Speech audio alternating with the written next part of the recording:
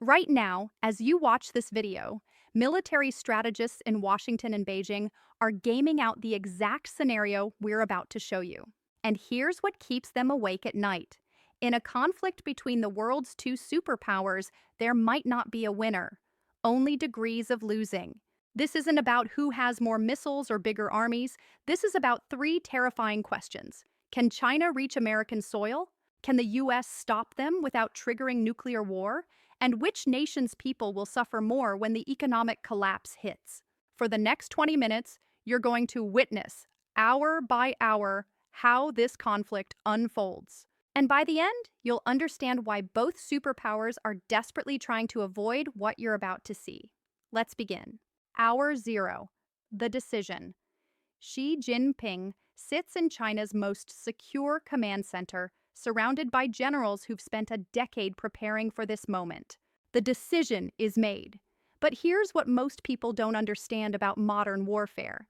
It doesn't start with explosions. It starts in silence. Before a single missile launches, Chinese cyber units activate, and they've been waiting inside American systems for years. We're talking about the digital equivalent of sleeper cells, embedded in the code that runs your power grid, your water supply, your rail systems.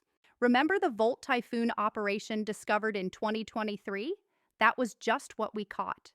Intelligence suggests China has compromise points in over 2,000 critical American infrastructure targets. And right now, all of them activate simultaneously. In Michigan, water treatment plants lose control systems. In Texas, electrical substations start throwing errors. And here's the psychological warfare element most people miss. Americans wake up to disruptions, but no clear attack. Is it China? Is it technical failures? The confusion is the weapon. Hour 1, the barrage begins. While America's cyber defense teams scramble, chasing digital ghosts through compromised networks, Xi gives the order for Phase 2. The People's Liberation Army rocket force has approximately 4,000 missiles, enough to hit every major U.S. military installation in the Pacific Theater 3 times over. But Xi faces an impossible choice. He chooses the bold approach: simultaneous strikes across the entire Pacific Theater. Dongfeng 26 missiles arc toward U.S. bases in Okinawa. Each Dongfeng 16 targets South Korean installations. And China's new hypersonic DF-27 missiles streak toward Hawaii. But here's what Xi didn't fully account for. America's DSP satellites detect the launches within 90 seconds. Hour 2, America's response. President Biden faces the nightmare every U.S. president has trained for, but prayed would never come. Dozens of Chinese missiles are airborne. The question hangs in the room. Are any of them nuclear? America's 44 ground-based interceptors activate. Most are in Alaska. This is the terrifying math. China launched approximately 500 missiles in this first wave. America can intercept maybe 100. Allied systems catch another 150. That leaves 250 getting through. Hour 3, the damage report. Kadena Air Base in Okinawa, home to F-15 Eagles, refueling tankers, and reconnaissance aircraft, takes direct hits. Dozens of aircraft are destroyed on the ground. But here's what the raw numbers don't show. Kadena isn't just an air base. It's America's rapid response hub. Losing it means losing the ability to quickly reinforce Taiwan.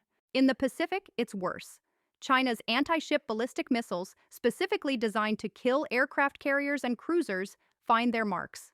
The USS Shiloh takes a direct hit. The USS Mobile Bay goes down with 300 sailors. Think about those sailors for a moment. They had minutes of warning, not enough time to escape. Hawaii faces its worst attack since Pearl Harbor. The DF-27 hypersonics are terrifyingly effective. 2 destroyers at Pearl Harbor are struck. But America's submarines are diving deep, waiting for orders to hunt. Day 2, Xi's Gambit. For Xi Jinping, everything depends on Taiwan. Look at a map. Taiwan sits at the center of the first island chain, a natural barrier that boxes China into the seas. If China controls Taiwan, it breaks through that chain. It gains ports facing the open Pacific. Without Taiwan, China's ambitions to reach the American mainland die in the water. So Xi unleashes everything he has on the island. Short-range missiles pummel military installations. J-16 fighters maintain air superiority operations. Taiwan's secret weapon geography. President Tsai Ing-wen has been preparing for this invasion since taking office. She understood something crucial. You can't invade Taiwan the way you invade most places. The eastern coast, sheer cliffs rising from the ocean. The western beaches, the only viable landing zones, present their own nightmare. The water is less than 50 feet deep for hundreds of yards out. And if they reach the beaches, they face a kill zone, barbed wire, tank traps, anti-landing spikes. Every beach is designed as a meat grinder. Here's the strategic brilliance. Tsai only needs to hold out for 7 to 10 days. Every hour Taiwan survives is an hour of Chinese casualties. Day 3 to 5, the meat grinder. Chinese forces attempt landing operations. It fails spectacularly. Taiwan's US-made Patriot missile systems and indigenous Skybow missiles intercept Chinese air support. Without air cover, Chinese troops hit the beaches exposed. The casualties are staggering. Intelligence estimates suggest China loses between 15,000 to 20,000 troops in the first 3 days alone. Imagine being a 19-year-old PLA conscript told you're liberating Taiwan suddenly in a small boat taking machine gun fire. Some Chinese units do break through, but then they face Taiwan's second defensive line, urban warfare. Every building is a potential firing position. As Chinese forces advance, Taiwanese combat engineers collapse the highways and tunnels behind them. Xi's troops are being channeled into kill zones. Day 3, America's counter-strategy. While China is bleeding in Taiwan, Biden is assembling the largest naval coalition since World War II. But first, he needs to cripple China economically. Most people think wars are won on battlefields. Modern wars are won in markets and shipping lanes. China imports 11.8 million barrels of oil every single day. Biden spends 72 hours working the phones. Every U.S. ally agrees to cut trade. Overnight, China loses access to 81% of its imported oil. Russia tries to increase supply, but they're already stretched thin. Xi suddenly faces a countdown. China has maybe 3 to 4 months of petroleum reserves. After that, the factories stop. The vehicles stop. Day 4, Article 5. Biden's next move is brilliant political theater. He invokes Article 5 of the NATO treaty. The language is simple. An attack on one member is an attack on all. China attacked U.S. sovereign territory, Hawaii. Technically, every NATO member is now at war with China. 31 nations just aligned against Beijing. The diplomatic isolation is complete. Week 2, the Armada. By now, Biden has assembled a naval force that hasn't been seen since the peak of World War II. 8 U.S. aircraft carriers, 68 destroyers, the HMS Queen Elizabeth from the UK, Canadian frigates, Japanese destroyers. This fleet brings 200 aircraft. Against blue water warships from 6 allied navies, China is outgunned. The Allied Armada enters the Taiwan Strait. Act 3, the turning point. Week 2 to 3, Rapid Dragon. Here's where American innovation changes the game entirely. They turn cargo planes into missile launchers. They retrofit C-130s to load pallets containing up to 30 cruise missiles each. These aren't traditional bombers. They look like cargo planes on radar. Until they open their rear cargo doors and start launching AGM-158 JASSM cruise missiles. Each missile has a range up to 1,118 miles. Suddenly, Chinese ships in the Taiwan Strait are facing cruise missile attacks from unexpected vectors. Their missile defense systems struggle to prioritize targets. While Chinese defenses focus on these missiles, American F-A-18 Super Hornets slip through and devastate China's 3 forward air bases. Without air cover, Chinese forces in Taiwan become isolated. Without the ability to land reinforcements, those already there are cut off. Imagine being a Chinese soldier in Taiwan right now. No supplies, no reinforcements, no air support. Morale collapses. Month 2, the naval grind. The Taiwan Strait becomes a graveyard of ships. China's submarine force proves more dangerous than expected. Their Shang-class nuclear submarines are modern, quiet, and lethal. They managed to torpedo 2 American aircraft carriers, the USS Abraham Lincoln and USS Carl Vinson. The Abraham Lincoln goes down. These were seasoned pilots, experienced deck crews. America hasn't lost an aircraft carrier in combat since World War II. The shock resonates. But America's submarine force proves deadlier still. The Los Angeles and Virginia-class attack submarines have better training and better sonar. China's two aircraft carriers rushed into service become priority targets. Both are torpedoed within days of entering combat zones. Here's what makes American submarines so lethal. They don't hunt alone. They receive constant updates from P-8 Poseidon patrol aircraft. In modern naval warfare, information is more valuable than firepower. They know where Chinese vessels are before engaging. By the end of month 2, Allied forces achieved something China never expected: complete air superiority over the Taiwan Strait.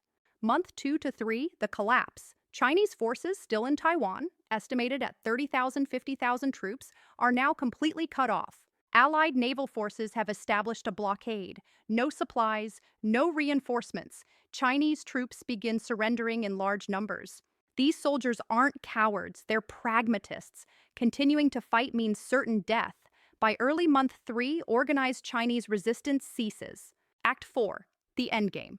Month 3, the impossible choice. Xi Jinping faces a decision that will define his legacy and possibly the fate of human civilization. His navy is shattered. His invasion failed. But he still has 500 nuclear warheads and ICBMs capable of reaching every American city. China's CSS-4 missiles have an 8,000-mile range. They can hit New York, Los Angeles, Chicago. This is the moment every nuclear strategist has nightmares about. The temptation to escalate to de-escalate, to use nuclear weapons to force a stalemate. For 48 hours, the world holds its breath. Satellite intelligence shows increased activity at Chinese nuclear facilities. American nuclear forces go to DEFCON 2. The deterrence holds.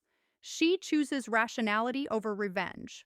Why? Because using nuclear weapons guarantees China's destruction. More importantly, China's conventional defeat doesn't mean regime collapse.